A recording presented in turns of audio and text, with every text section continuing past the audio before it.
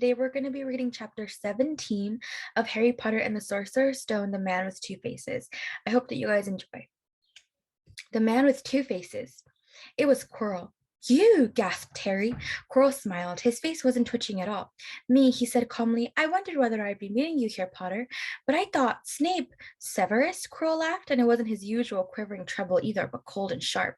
Yes, Severus does seem the type, doesn't he? So useful to have him swooping around like an overgrown bat. Next to him, who would suspect poor stuttering Professor Quirrell? Harry couldn't take it in. This couldn't be true. It couldn't. But Snape tried to kill me. No, no, no. I tried to kill you. Your friend Miss Granger accidentally knocked me over as she rushed to set fire to Snape at that Quidditch match. She broke my eye contact with you. Another few seconds and I'd have gotten you off that broom. I'd have managed it before then if Snape hadn't been muttering a counter curse trying to save you. Snape was trying to save me? Of course, said Quirrell coolly. Why do you think he wanted to referee your next match? He was trying to make sure I didn't do it again. Funny, really. He needn't have bothered. I couldn't do anything with Dumbledore watching. All the other teachers thought Snape was trying to stop Gryffindor from winning. He did make himself unpopular, and what a waste of time when after all that, I'm going to kill you tonight. Quirrell snapped his fingers. Ropes sprang out of thin air and wrapped themselves tightly around Harry. You're too nosy to live, Potter, scurrying around the school on Halloween like that. For all I knew, you'd seen me coming to look at what was guarding the stone. You let the troll in? Certainly. I have a special gift with trolls. You must have seen what I did to the one in the chamber back there. Unfortunately, while everyone else was running around looking for it, Snape, who had already suspected me, went straight to the third floor to head me off. And not only did my troll fail to beat you to death, that three-headed dog didn't even manage to bite Snape's leg off properly. Now wait quietly, Potter. I need to examine this interesting mirror. It was only then that Harry realized what was standing behind Quirrell. It was the mirror of Erised. This mirror is the key to finding the stone, Quirrell murmured, tapping his way around the frame. Trust Dumbledore to come up with something like this, but he's in London. I'll be far away by the time he gets back. All Harry could think of doing was to keep Quirrell talking and stop him from concentrating on the mirror. I saw you and Snape in the forest, he blurted out. Yes, said Quirrell, idly walking around the mirror to look at the back. He was on to me by that time, trying to find out how far I'd got. He suspected me all along, tried to frighten me as though he could when I had Lord Voldemort on my side. Quirrell came back out from behind the mirror and stared hungrily into it. I see the stone. I'm presenting it to my master, but where is it? Harry struggled against the ropes binding him, but they didn't give. He had to keep Quirrell from giving his whole attention to the mirror. But Snape always seemed to hate me so much. Oh, he does, said Quirrell casually. Heavens, yes. He was at Hogwarts with your father, didn't you know? They loathed each other, but he never wanted you dead. But I heard a few days ago, so I heard you sobbing. I thought Snape was threatening you. For the first time, a spasm of fear flitted across Quirrell's face. Sometimes, he said, I find it hard to follow my master's instructions. He is a great wizard, and I am weak. You mean he was there in the classroom with you? Harry gasped. He is with me wherever I go, said Quirrell quietly. I met him when I traveled around the world. A foolish young man I was then, full of ridiculous ideas about good and evil.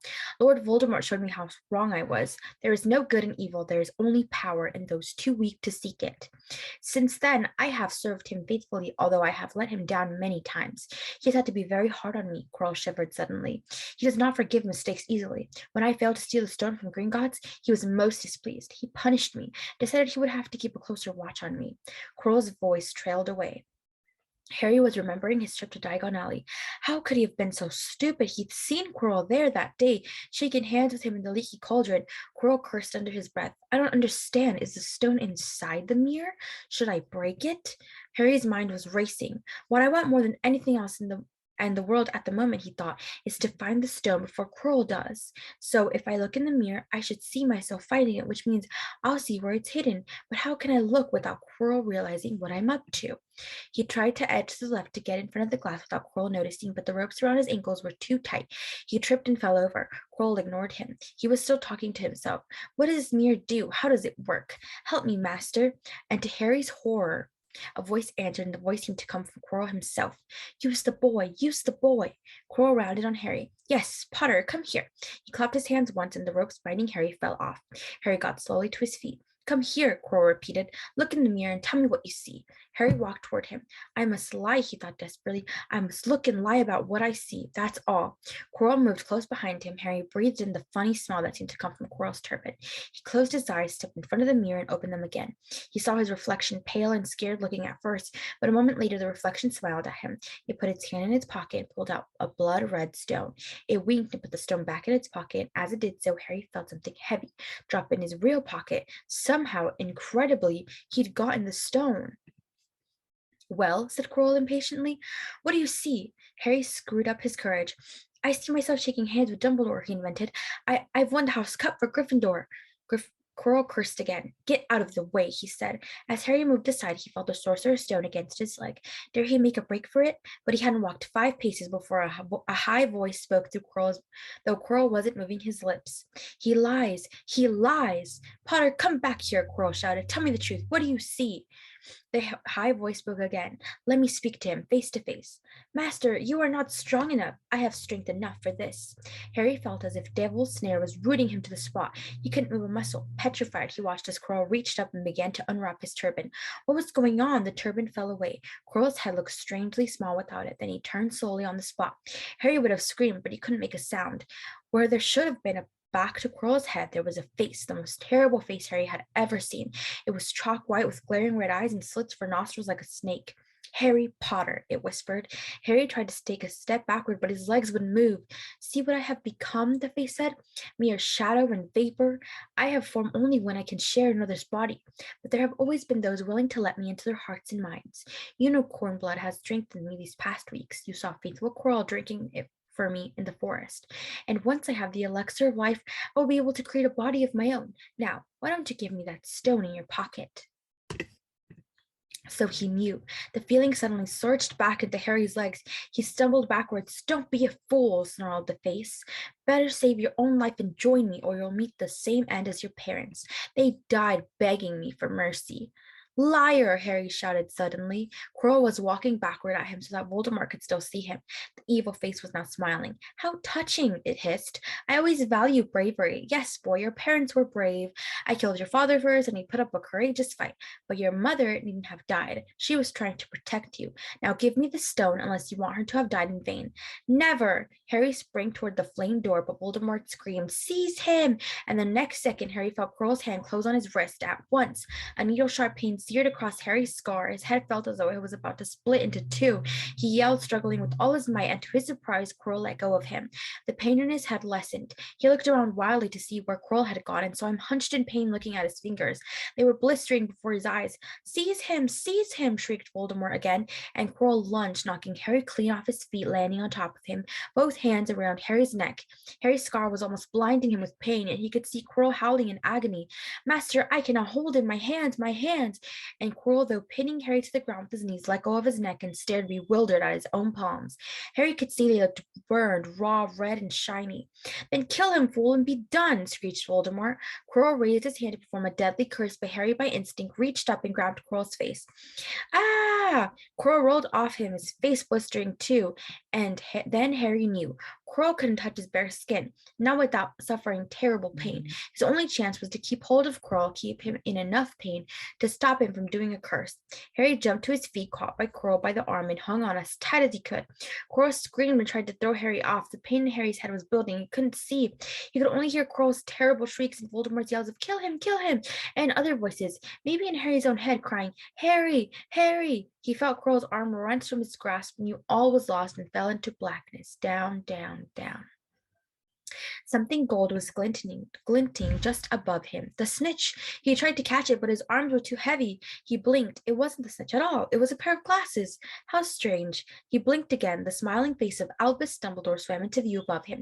Good afternoon, Harry, said Dumbledore. Harry stared at him. Then he remembered. Sir, the stone! It was Quirrell. He's got the stone. Sir, quick! Calm yourself, dear boy. You are a little behind the times, said Dumbledore. Quirrell does not have the stone.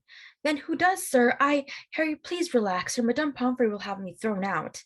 Harry swallowed and looked around him. He realized he must be in the hospital wing. He was lying in a bed with white linen sheets, and next to him was a table piled high with what looked like half the candy shop. Tokens from your friends and admirers, said Dumbledore, beaming. What happened down in the dungeons between you and Professor Quirrell is a complete secret, so naturally, the whole school knows. I believe your friend Misters Fred and George Weasley were responsible for trying to send you a toilet seat. No doubt they thought it would amuse you. Madame Pomfrey, however, felt it might not be very hygienic and confiscated it. How long have I been in here? 3 days. Mr. Ronald Weasley and Miss Granger will be most relieved you have come around. They have been extremely worried. But, sir, the stone, I see you are not to be distracted. Very well, the stone. Professor Quirrell did not manage to take it from you. I arrived in time to prevent that, although you were doing very well on your own, I must say. You got there? You got Hermione's owl? We must have crossed in midair. No sooner had I reached London than it became clear to me that the place I should be was the one I had just left. I arrived just in time to pull Quirrell off you. It was you. I feared I might be too late. You nearly were. I couldn't have kept him off the stone much longer. Not the stone, boy. You. The effort involved nearly killing you. For one terrible moment there, I was afraid it had. As for the stone, it had been destroyed. It has been destroyed. Destroyed, said Harry blankly, but your friend Nicholas Flamel. Oh, you know about Nicholas, said Dumbledore, sounding quite delighted. You did do the thing properly, didn't you? Well, Nicholas and I have had a little chat and agreed it's all for the best. But that means he and his wife will die, won't they? They have enough elixir stored to set their affairs in order, and then yes, they will die. Dumbledore smiled at the look of amazement on Harry's face. To one as young as you, I'm sure it seems incredible, but to Nicholas and Perry now, it really is like going to bed after a very, very long day. After all, to the well-organized mind, death is but the next great adventure. You know, the stone was really not such a wonderful thing, as much money and life as you could want. The two things most human beings could choose above all. The trouble is, humans do have a knack of choosing precisely those things that are worst for them. Harry lay there, lost for words. Dumbledore hummed a little and smiled at the ceiling. Sir, said Harry, I've been thinking, sir, even if the stone's gone, you know who. Call him Voldemort, Harry. Always use the proper name for things. Fear of a name increases fear of the thing itself. Yes, sir. Well, Voldemort's going to try other ways of coming back, isn't he? He hasn't gone, has he? No, Harry, he has not. He is still out there somewhere, perhaps looking for another body to share. Not being truly alive, he cannot be killed.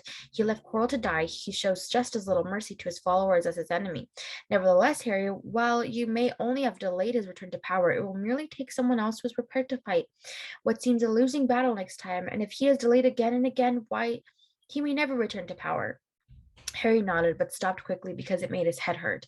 Then he said, Sir, there are other things I'd like to know, if you can tell me. Things I want to know the truth about. The truth, Dumbledore sighed. It is a beautiful and terrible thing, and should therefore be treated with great caution. However, I shall answer your questions unless I have a very good reason not to, in which case I beg you'll forgive me. I shall not, of course, lie. Well, Voldemort said that he only killed my mother because she tried to stop him from killing me, but why would he want to kill me in the first place? Dumbledore sighed very deeply this time. Alas, the first thing you asked me I cannot tell you, not today, not now. You will know one day, put it from your mind for now, Harry. When you are older, I know you hate to hear this, when you are ready, you will know. And Harry knew it would be no good to argue.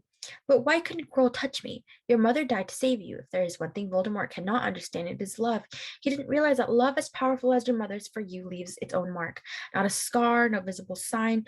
To have been loved so deeply, even though the person who loved us is gone, will give us some protection forever. It is in your very skin. Quirrell, full of hatred, greed, and ambition, sharing his soul with Voldemort, could not touch you for this reason. It was agony to touch a person marked by something so good. Dumbledore now became very interested in a bird out on the windowsill, which gave Harry time to dry his eyes on the sheet. When he had found his voice again, Harry said, And the invisibility cloak, do you know who sent it to me? Ah, your father happened to leave it in my possession, and I thought you might like it. Dumbledore's eyes twinkled. Useful things. Your father used it mainly for sneaking off to the kitchens to steal food when he was here. And there's something else. Fire away. Quirrell said Snape, Professor Snape, Harry. Yes, him. Quirrell said he hates me because he hated my father. Is that true? Well, they did rather detest each other, not unlike yourself and Mr. Malfoy, and then your father did something Snape could never forgive. What? He saved his life. What? Yes, said Dumbledore dreamily. Funny the way people's mind works, isn't it? Professor Snape couldn't bear being in your father's step. I do believe he worked so hard to protect you this year because he felt that it would make him and your father even, that he could go back to hating your father's memory in peace. Harry tried to understand this, but it made his head pound, so he stopped. And, sir, there's one more thing. Just the one? How did I get the stone out of the mirror? Ah, now I'm glad you asked me about that. It was one of my more brilliant ideas, and between you and me, that's saying something. You see, only one who wanted to find the stone, find it, but not use it, would be able to get it. Otherwise, they'd just see themselves making gold or drinking the elixir of life. My brain surprises even me sometimes. Now, enough questions. I suggest you make a start on those sweets. Ah, Betty bought every flavored beans. I was unfortunate enough in my youth to come across a vomit flavored one, and since then I'm afraid I've rather lost my liking for them. But I think I'll be safe with a nice toffee, don't you? He smiled and popped the golden brown bean into his mouth. Then he choked and said, Alas, earwax. Madame Pomfrey, the nurse, was a nice woman, very strict. Just 5 minutes, Harry pleaded. Absolutely not. You let Professor Dumbledore in. Well, of course, that was the headmaster. Quite different. You need rest. I am resting. Look, lying down and everything. Oh, go on, Madame Pomfrey. Oh, very well, she said, but 5 minutes only. And she let Ron and Hermione in. Harry! Hermione looked ready to fling her arms around him again, but Harry was glad she held herself in as his head was still very sore. Oh, Harry, we were sure you were going to. Dumbledore was so worried. The whole school's talking about it, said Ron. What really happened? It was one of those rare occasions when the true story is even more strange and exciting than the wild rumors. Harry told them everything. Quirrell, the mirror, the stone, and Voldemort. Ron and Hermione were a very good audience. They gasped in all the right places, and when Harry told them what was under Quirrell's turban, Hermione screamed out loud. So the stone's gone, said Ron finally. Flamel's just going to die? That's what I said, but Dumbledore thinks that, what was it? To the well-organized mind, death is but the next great adventure. I always said he was off his rocker, said Ron, looking quite impressed at how crazy his hero was. So what happened to you two, said Harry. Well, I got back all right, said Hermione. I brought Ron round, then took a while, and we were dashing up to the Owlery to contact Dumbledore when we met him in the entrance hall. He already knew. He just said, Harry's gone after him, hasn't he? And hurtled off to the third floor. Do you think he meant you to do it, said Ron, sending you your father's cloak and everything? Well, Hermione exploded, if he did, I mean to say that's terrible. You could have been killed. No, it isn't, said Harry thoughtfully. He's a funny man, Dumbledore. I think he sort of wanted to give me a chance. I think he knows more or less everything that goes on here, you know. I reckon he had a pretty good idea we were going to try, and instead of stopping us, he just taught us enough to help. I don't think it was an accident he let me find out how the mirror worked. It's almost like he thought I had the right to face Voldemort if I could. Yeah, Dumbledore's off his rocker, all right, said Ron proudly. Listen, you've got to be up for the end of your feast tomorrow. The points are all in, and Slytherin's won, of course. You missed the last Quidditch match. We were steamrolled by the Ravenclaws without you. But the food will be good. At that moment, Madame Pomfrey bustled over. You've had nearly 15 minutes. Now out, she said firmly. After a good night's sleep, Harry felt nearly back to normal. I want to go to the feast, he told Madame Pomfrey as she straightened his many candy boxes. I can, can't I? Professor Dumbledore said you are to be allowed to go, she said stiffly, as though in her opinion Professor Dumbledore didn't realize how risky feasts could be. And you have another visitor. Oh, good, said Harry. Who is it? Hagrid sidled through the door as he spoke. As usual, when he was indoors, Hagrid looked too big to be allowed. He sat down next to Harry, took one look at him, and burst into tears. It's all my ruddy fault, he sobbed, his face in his hands. I told the evil git how to get past Fluffy. I told him it was the only thing he didn't know, and I told him you could have died all for a dragon egg. I'll never drink again. I should be chucked out and made to live as a muggle. Hagrid, said Harry, shocked to see Hagrid shaking with grief and remorse, great tears looking down into his beard. Hagrid, he'd have found out somehow. This is Voldemort we're talking about. He'd have found out even if you hadn't told him. You could have died, sobbed Hagrid, and don't say the name. Voldemort, Harry bellowed. Hagrid was so shocked he stopped crying. I've met him, and I'm calling him by his name. Please cheer up, Hagrid. We saved the stone. It's gone. He can't use it. Have a chocolate frog. I've got loads. Hagrid wiped his nose on the back of his hand and said, That reminds me. I've got you a present. It's not a stout sandwich, is it? Said Harry anxiously, and at last Hagrid gave a weak chuckle. Nah, Dumbledore gave me the day off yesterday to fix it. Of course, he should have sacked me instead. Anyway, got you this. It seemed to be a handsome leather-covered book. Harry opened it curiously. It was full of wizard photographs, smiling and waving at him from every page were his mother and father. Sent owls off to all your old parents, old school friends asking for photos. No, you didn't have any. Do you like it? Harry couldn't speak, but Hagrid understood. Harry made his way back down to the end of year feast alone that night. He had been held up by Madame Pomfrey, fussing about, insisting on giving him one last checkup, so the great hall was already full. It was decked out in Slytherin colors of green and silver to celebrate Slytherin winning the House Cup for the 7th year in a row. A huge banner showing the Slytherin serpent covered the wall behind the high table. When Harry walked in, there was a sudden hush, and everybody started talking loudly at once. He slipped into a seat between Ron and Hermione at the Gryffindor table and tried to ignore the fact that people were standing up to look at him. Fortunately, Dumbledore arrived moments later. The babble died away.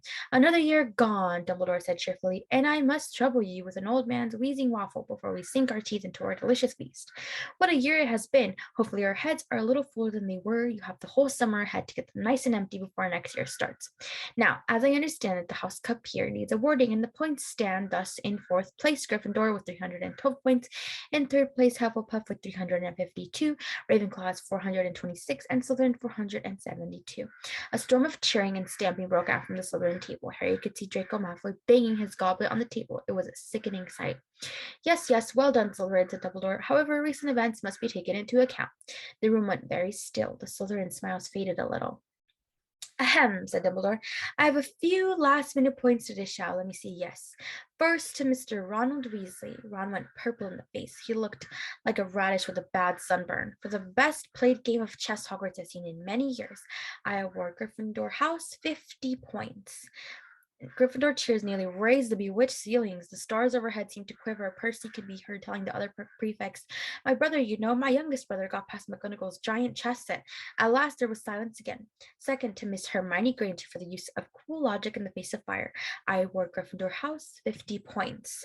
Hermione buried her face in her hands. Harry strongly suspected she had burst into tears. Gryffindors up and down the table were beside themselves. They were 100 points up. Third, to Mr. Harry Potter, said Dumbledore. The room went deadly silent. "For pure nerve and outstanding courage, I award Gryffindor House 60 points."